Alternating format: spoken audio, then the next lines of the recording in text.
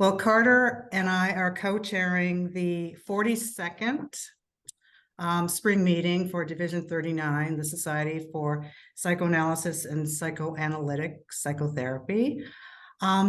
We are thrilled.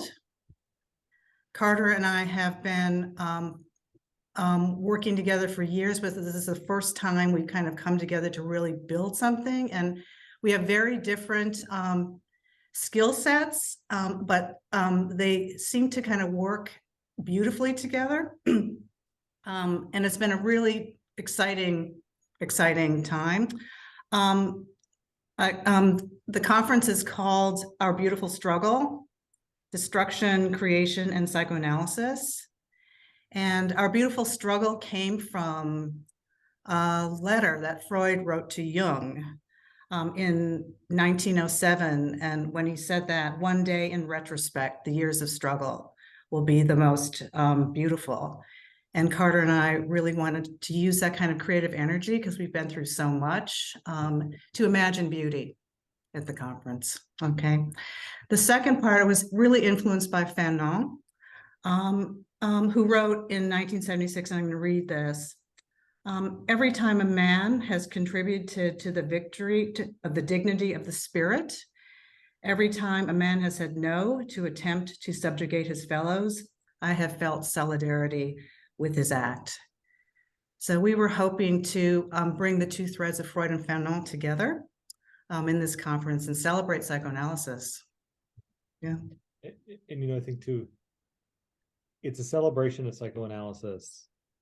And I think it's intended to be a challenge to the organs of professional psychoanalysis, with which, Mary, I don't want to speak for you, but correct me if I'm wrong, but with which we're both quite dissatisfied in many ways. And I think a thing that, in our experiences professionally, we had in common, and that we also have in common, I think, with many people on our steering committee, is feeling any combination of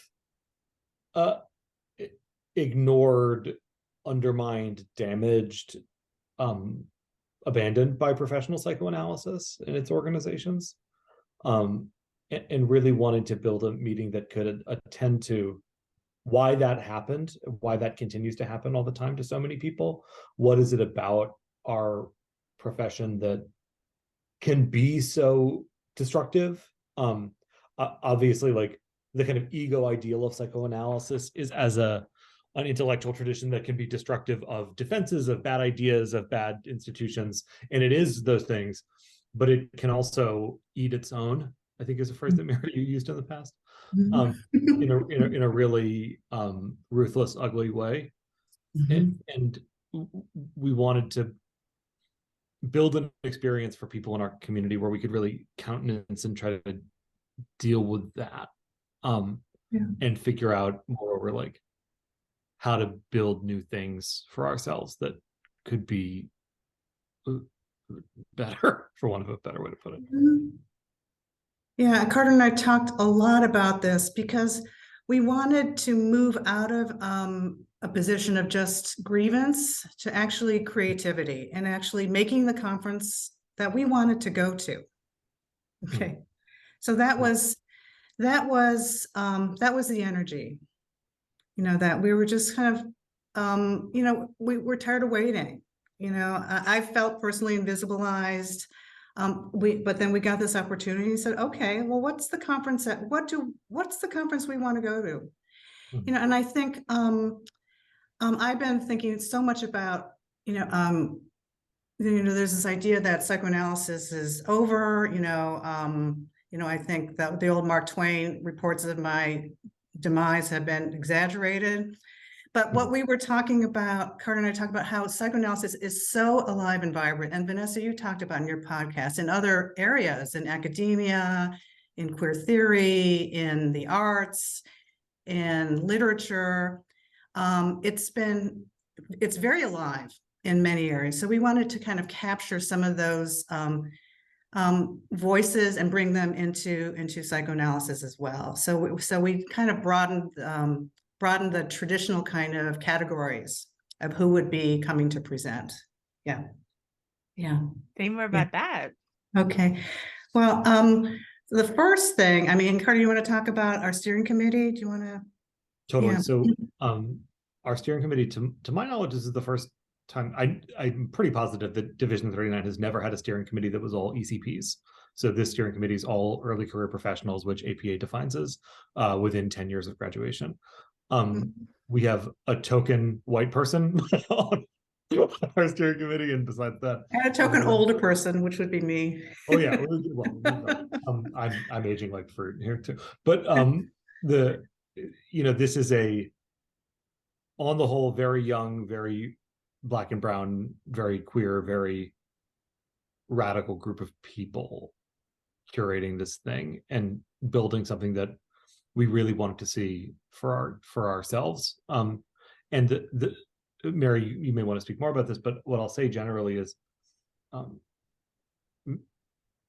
we've often been pretty bored at psychoanalytic meetings, not necessarily because the content is boring, although that is sometimes true anywhere, but like because the modality of the psychoanalytic meeting is so ossified, right? That like at its best, psychoanalysis is like it's a conversation, which is to say that it's improvised and we don't know what's going to happen, right? That when you're in a room with a patient, you don't know what's going to happen. And that's, I think, part of what keeps this work exciting for so many of us, right? That it's alive and fresh every time.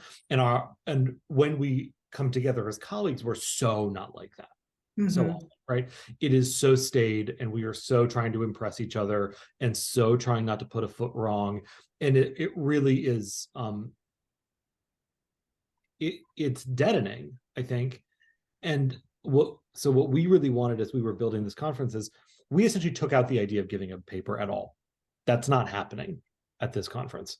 Our keynotes are 3 conversations between pairs of people who have a lot to say to each other and are willing to take the risk to figure it out on the fly in front of 1,000 people. Yeah. It's really exciting. And then all of, down from the panels that we invited, the panels that Mary and I are both participating in, to everything that we solicited through the peer review process, it's all people just talking to each other and figuring it out in the room in the way that we all do professionally all the time. And the hope is that brings like a spark and an excitement and a real sense of like coming together, particularly after being apart for so long.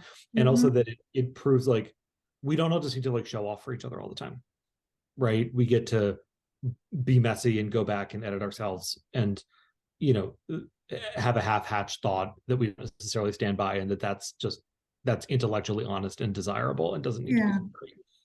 Yeah. Just to give you an idea, we have 3 keynote conversations happening. Annie Lee Jones and Alexandra Woods are going to be kicking us off on Thursday. And they are going to talk about their collaboration that they've had at NYU Postdoc on the Committee for Ethnicity, Race, Class, Culture, and Language. A long relationship between an African-American woman identified and a white woman, and how they have worked together, and how their relationship has changed and evolved over time. So it's a gift. They are gifting us. They are just gifting us with this very intimate kind of look at their relationship, and then what they hope the institution, what's the future of our institutes looks like. So I'm really thrilled about that. Then Stephen Shiha and David Ang, yes, are going to be in conversation about psychoanalysis. Does psychoanalysis have the capacity to reinvent, to imagine a radical politics of reparation? I mean, do we have that? Okay, that is going to be fascinating. I know I'm going to be like, my heart's going to be pounding all through that conversation.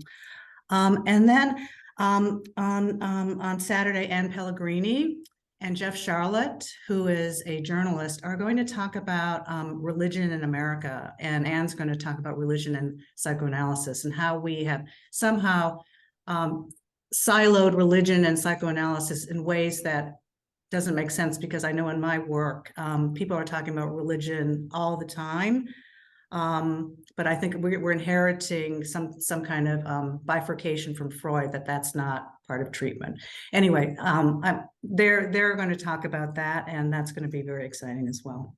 So just to give you a little reveal. Okay. It sounds amazing. And it's been so nice to see like the 40th conference. I attended that virtually and gave a talk about a book. And yeah, it's just so nice to see the shift in the division. And I just hope it continues. And it seems like it is with this conference. And this sounds even more like amazing, like you said, because instead of it being like the traditional like academic paper presentations, you're facilitating these conversations, which is really like, that also shifts it to feeling more in like, yeah, like an alive theory and practice, rather than just abiding by like kind of the institutional guidelines of like how you're supposed to present your work with these like really rigid ways. Yeah. I mean, we sort of felt it was necessary because because of the pandemic and how we've been working and how we've been isolated and how we've been talking heads, like the way the three of us are right now, that there is a fatigue about just sort of like sitting in one place and just listening to a paper. I mean, I love papers. I love that. But I think we needed to really be and have it be have more flow and energy around us, and so this was Carter's great idea. An I amazing totally idea. No, I think the ideas emerge in milieux, right? I think it came out together, and part of what's so fun about our collaboration is like, we overlap on so much, and we're different people with different perspectives. And I think one of the things I really admire about Mary is like, I think especially as a family therapist, you always are like looking for the reparative reading, right? Mhm. And looking for the like, how do we have a dynamic that is livable? And that's so much of what I think you're aspiring to in this meeting. And Totally. I tend to be grouchier and more oriented to the paranoid reading a little bit. And part of what I come from like a multi-generational psychoanalytic family. My grandfather was an analyst. A lot of other people in my family are analysts. I grew up in Cambridge, Massachusetts, like literally trick-or-treating at analysts' houses. And being a part of that community as a social environment and then entering it as a profession, part of what felt so clear to me was like, here are so many people who have such great ideas who do not live their great ideas in practice reliably. Right. Which, okay, none of us are nailing it all the time. Right. So I don't want to single out psychoanalysts particularly, but it was definitely my feeling that, and remains my feeling, that there's so much we don't want to see in ourselves, right? So many angles from which we don't want to be seen, and that a lot of our kind of professional practices that became naturalized over time are about only shooting ourselves from our good side, so to speak.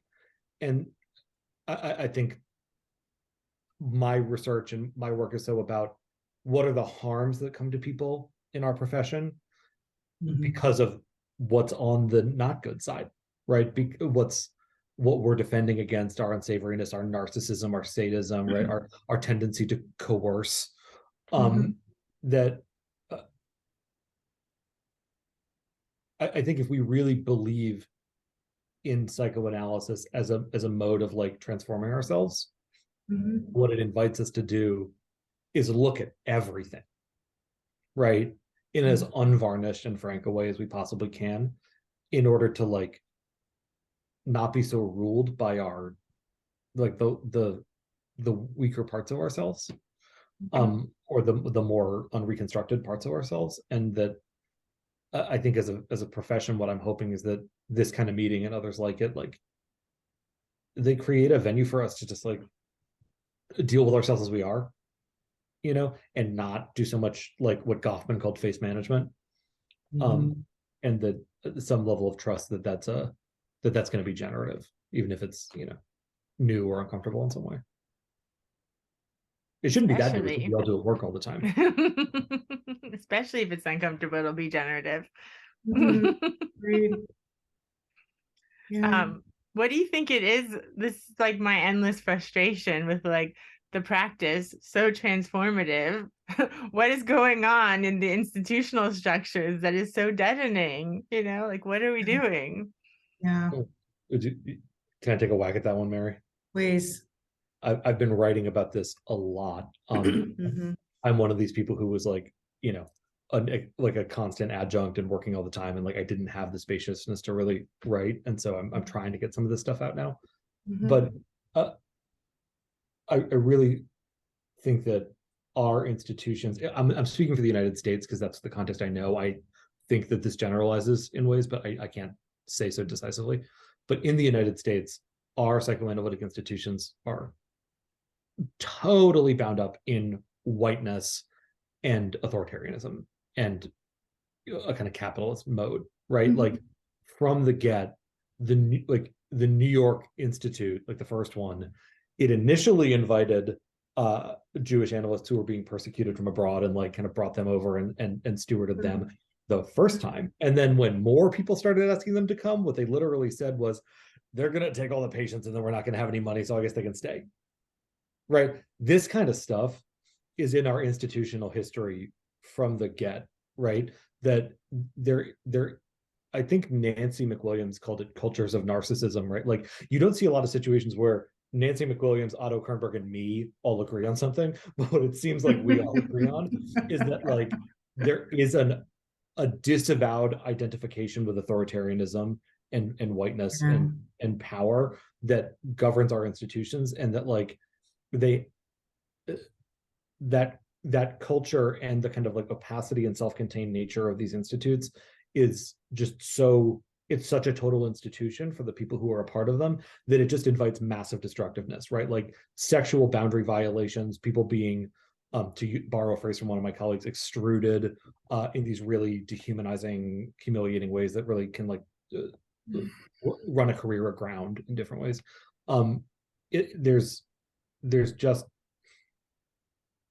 so much authoritarianism and coercion in the basic structure of our American institutions that and those then exert such gravity over everything else that it becomes very hard to break out of it. And I think it's not a coincidence that where psychoanalysis has really like thrived is in the humanities, and that Right. every major movement Right. in our like towards something better in our intellectual tradition has been when we re-imported psychoanalysis from the humanities back into the clinical domain. And like that's, you know, you can like I don't need to chart, your listener knows what those are, but Yeah. you know, we're trying to do ever more of that in the hopes that it shakes some things loose. Yeah.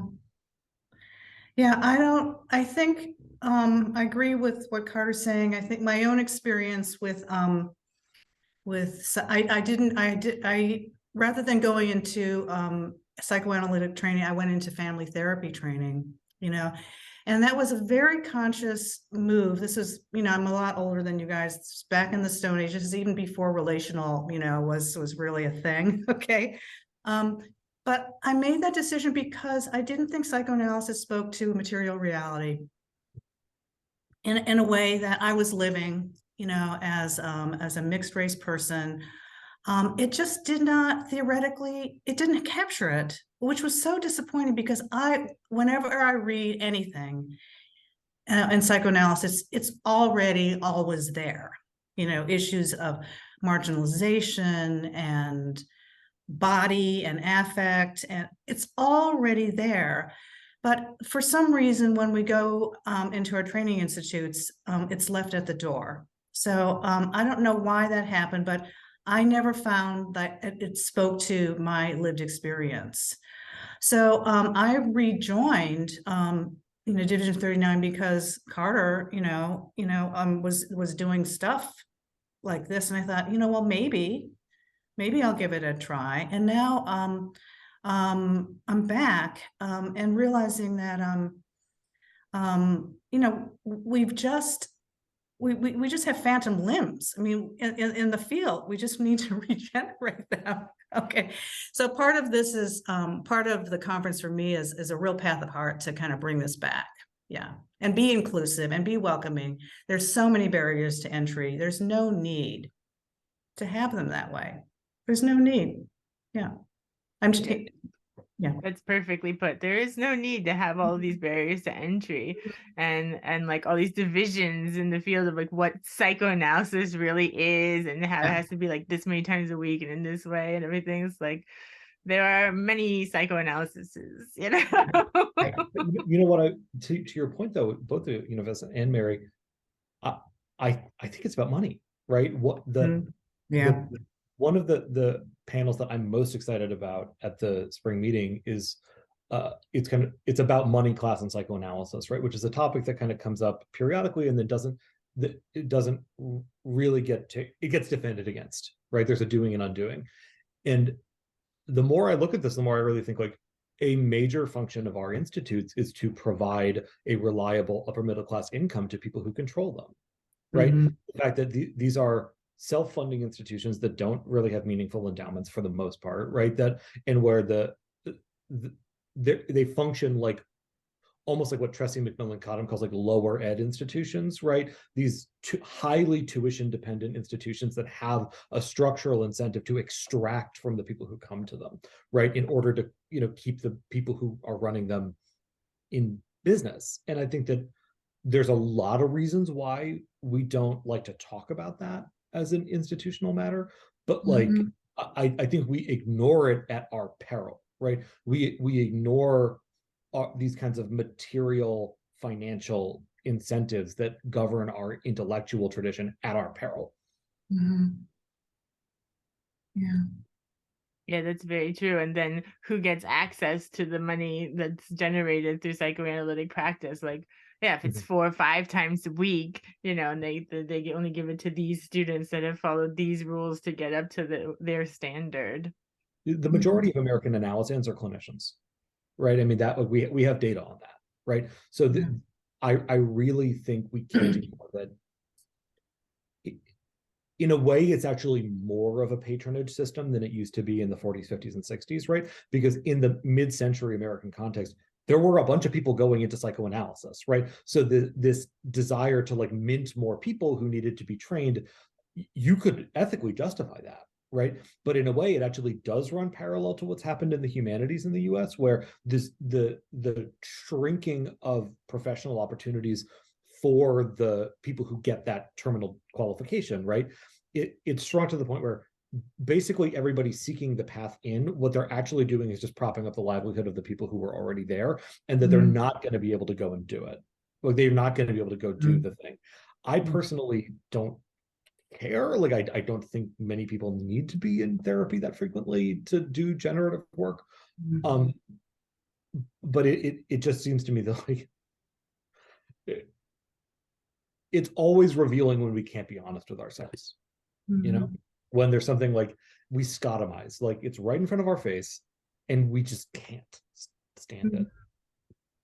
And when you talk about this in psychoanalysis, people lose their minds, right? That there's a few of these topics that have the effect of being utterly psychologically disorganizing on analysts. This is one, and race is one.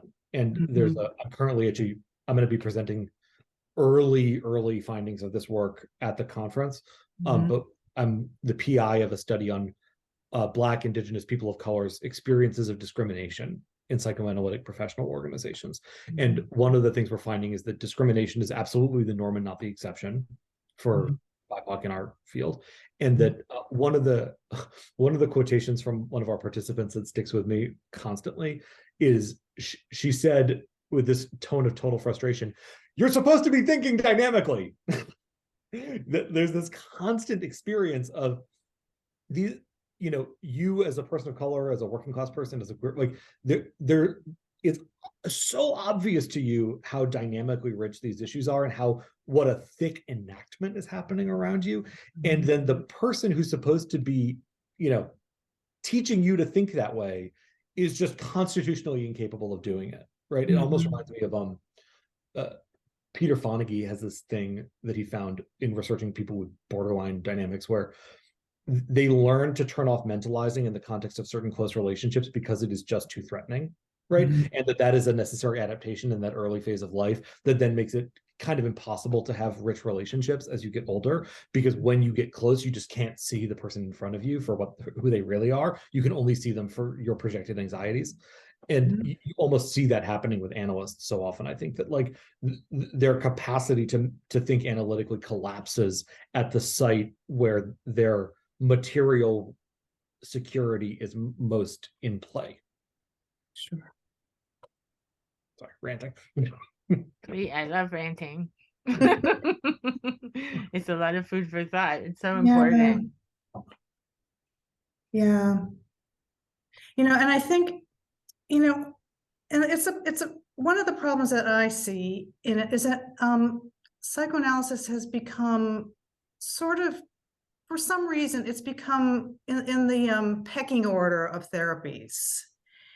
It's the elite, and I think that for me, I mean, for most of my life, I'm mixed race.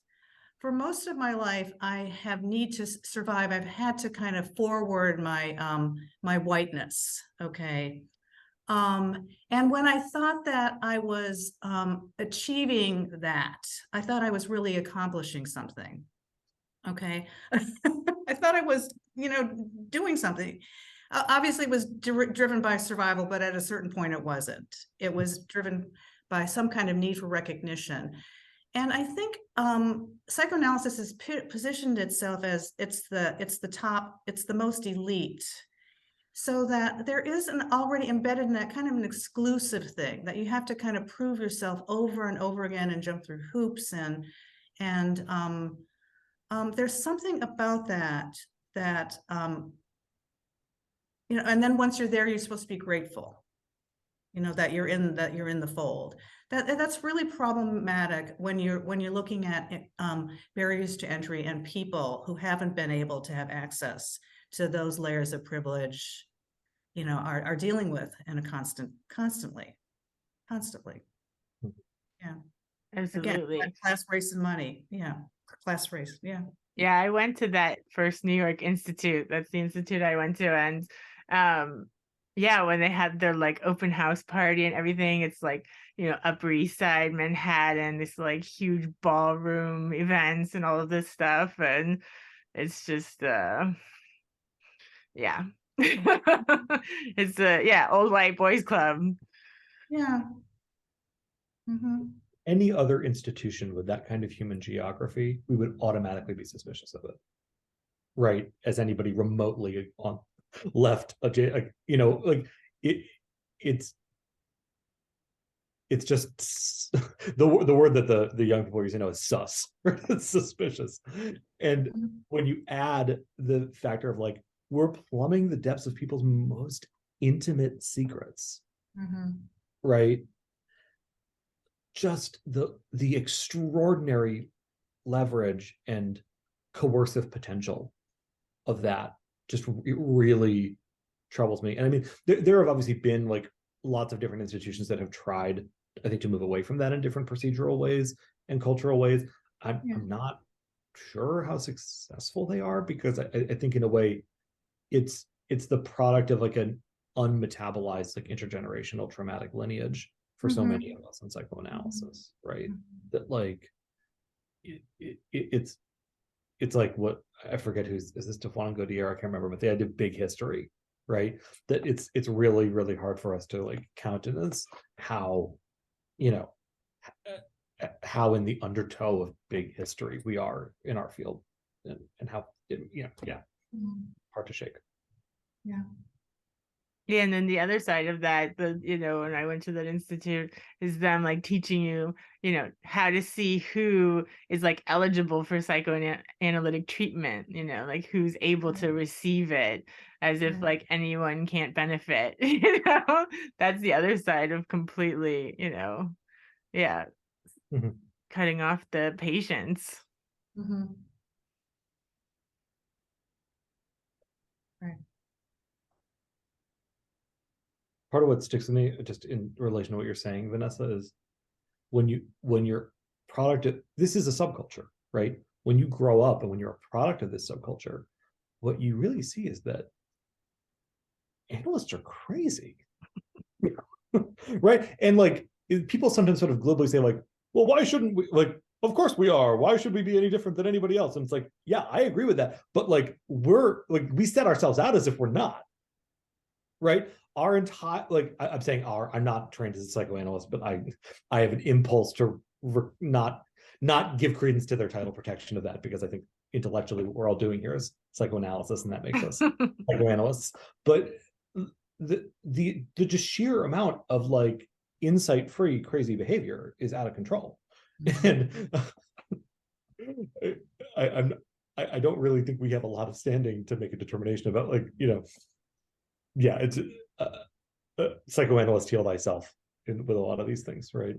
No, it's totally next level. And I didn't finish that institute. I went for 3 years and I was like, I can't do this anymore, because it's just like you said, there's like endless hoop jumping. And it's like, I think by the time I quit, it was like, you have to take people 4 times a week. I'm a new psychologist, right, with a new practice that I'm doing like in the evening after I work at a hospital from 8 to 4, and then I have like one analysis coming in 4 times a week for $5. One analysis coming in 4 times a week for $10, another one coming in for like $25.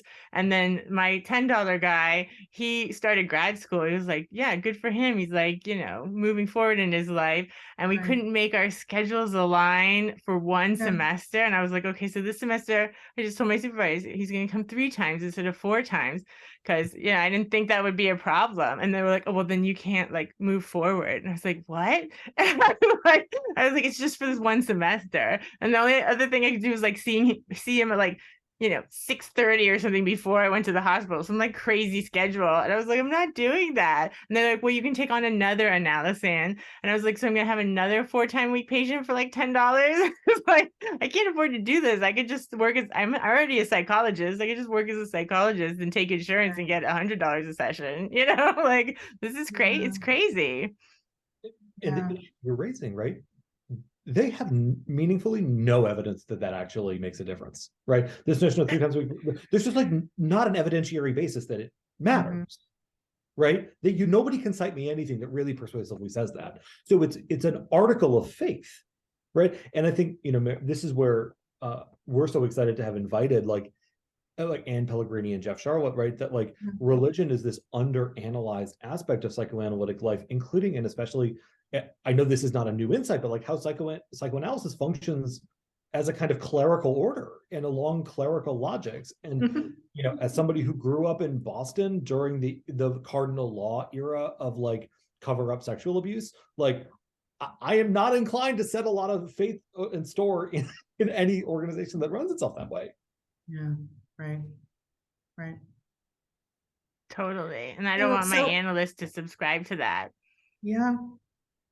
So part of what we're doing is trying to, at the conference, open up, these are taboo topics, I mean, woohoo. They're very activating, and people immediately go to their places, so, but we're trying to like, we're trying to just to make it possible to have those conversations and create an atmosphere that's more welcoming, where people from different stripes of psychoanalysis, old, young, lapsed, returning, can be welcomed and happy to be with us. And so we want to make sure that people feel that they are welcome. Already, I'm troubled by it's in New York City, it's super expensive. We're participating in barriers to entry around money, which troubles me. But we went 9 rounds on that one, trying to get out of that. Yeah. But that's the frame that we're trying to do, is have it be expansive. Yeah. And toward the end, we have pre-conference workshops that are going to be very interesting. One is that Francisco Gonzalez is going to come and do a very long, a 3.5-hour workshop on reimagining the Institute, along the lines of the conversation that we're having with a bunch of people. So we're hoping to create a space that is generative, that allows for imagination, that opens up a potential space for discussion where we can disagree but not be disagreeable. Although we'll be disagreeable. I know us, you know. Yeah, me. But you know that because things feel foreclosed right now, which is antithetical to, you know, our mission. So we're trying to open things up, and that means just give people breathing space to be themselves, to just talk a little bit more freely. You know, if you need to have a paper to ground yourself like I do, that's okay, but you don't have to stay there. Yeah. It's a let your hair down thing, I think, ideally, right? And you know, Mary and I both being kind of multiracial, like we're coming from cultural context where being welcoming, right, and being good hosts is really dearly important. And I just think about how often that hasn't happened in my own experience in the field, right? Like I have a vivid memory of being, I think I was just out of my MSW at the time. So I was like 24, 25 and like brand new. And I went to this talk that was being held at a very, very Tony house in Cambridge. And I walked into this living room, and it was like a 25-foot long, like pure white carpet, right? And there were like all of these drinks set out, like white wine, red wine, and I was like, oh no. I think we see where the story's going. And like some person, like, of course, spilled red wine on the rug. Of course they did. It was there. Red wine, like it's a drink spill. And they were kind of looked at as if they had committed this cardinal sin. And it was so kind of humiliating for them, and almost like vicariously humiliating for me to watch. Like it puts you in fear of being the one who spills on the rug next. So I didn't have anything to drink that afternoon because it just, the whole thing set me on edge. And I think that kind of thing, literally and symbolically, just happens so constantly. I don't think psychoanalysis is alone in that. Obviously, like professions are exclusionary, but we would just never want anyone to feel like they couldn't like spill their drink and like track mud in and like be a little bit emotionally or materially messy. And so like not have all the merit badges. Like it shouldn't matter. We just like this stuff, right? Like it's exciting to, like, that should be the only barrier to entry. Is like, do you give a shit? Right? If you give a shit, like, you should be able to come hang out and we should all just talk. And you shouldn't have to prove that you already read the book, right? You shouldn't have to prove that you already know how to whatever. It's like, that's this exclusionary stuff just is like, it's not good for anyone. Yeah. Ultimately. Absolutely. And I know professions are exclusionary, but it's psychoanalysis. I don't know, for me in my life, psychoanalysis like did so much for me. And, you know, I just like, it's just like frustrated me because of course, when I went into it, I had no idea that the field was like this, you know, I just was like, I love this. It's helped me. I want to help other people. You know, I think a lot of people feel that way, but then I realized there's this other aspect of people who like want to be seen as these like public intellectual talking head, and they're coming at it from like a whole different scene. That's just like, or the status thing where they're trying to keep the money in the family or whatever. I don't know. No offense to you, Carter. No. I'm not offended because I think you are, like, you're joking, but you're completely correct that has been my incentive structure for a long time. Like I was totally trained up along in this value set, right? And I think, Mary, you alluded to a version of this for yourself earlier, but like when I got into psychoanalysis, I was totally incentivized to like minimize my brownness, minimize my queerness, minimize what like an anarchist maniac I am. Like it was clear that like none of those things were going to make people respect me. And in a developmentally vulnerable period in my life that I'm now ethically like embarrassed about, I totally went along with that, right? And you know, I really I have found that like the values that make me feel like I'm living a good life and the values that make me feel like a successful psychoanalyst are not neatly aligned. And part of what I've been trying to explore in myself is like, what lets me become captivated by the latter, right? Like, why is my own experience of what feels like living a good life and being ethical, like not enough, right? Why do I endow this object of psychoanalysis with the power to adjudicate like whether I'm doing a good job? That's right. And obviously we should all be receptive to peer review, right, and stuff like that. That's part of being intellectually honest, but it's beyond that, right? It's not. It's about like, you know, like, yeah, it's more insidious than that. Mhm. At least in my mental life. I don't want to speak for other people's mental lives, but in my mental life, it is. Yeah. I think not enough can be said. At least for me, it's really important that that people feel welcome, people feel like they have a place, people feel like they can bring their non-white selves, okay, into psychoanalysis. It's really important to me, and I use non-white deliberately, you know, but I really, that's so important. I mean, we need to embrace, you know, the true multi-theoretical, multi-perspective, the complexity that psychoanalysis has the capacity to contain. And why we keep narrowing it and narrowing it makes no sense to me. I'm completely in love with psychoanalysis. It hasn't saved my life, but it saved my mind more than once. It has the capaciousness. It's a capacious theory that can hold us, not just our whiteness, but our all. So, I mean, that's what that's what I want to leave with. That's my fondest wish for the field. Here, right? That, like, you know, there's a lot of ink that's been spilled about the kind of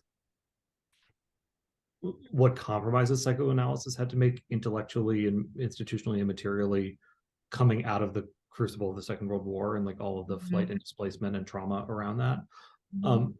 And I guess for me, like, it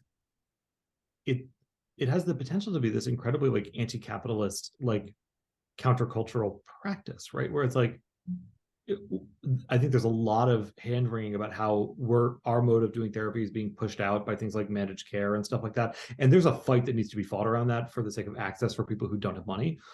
And at the same time, like, it's not just therapy, right? It's a way of being with each other and seeing ourselves and challenging ourselves to grow that like is like post-therapeutic. And it's like a model of a way we get to live with each other and live inside of our own heads with like more ethically and in a less alienated way. And I mean that's just, it's so, it's been that for me at different points in my life, and it's so exciting for me. I think that we get to put on this event that really showcases like psychoanalysis as a kind of potentially radical project when we choose to take it that way. Right. But we got to choose.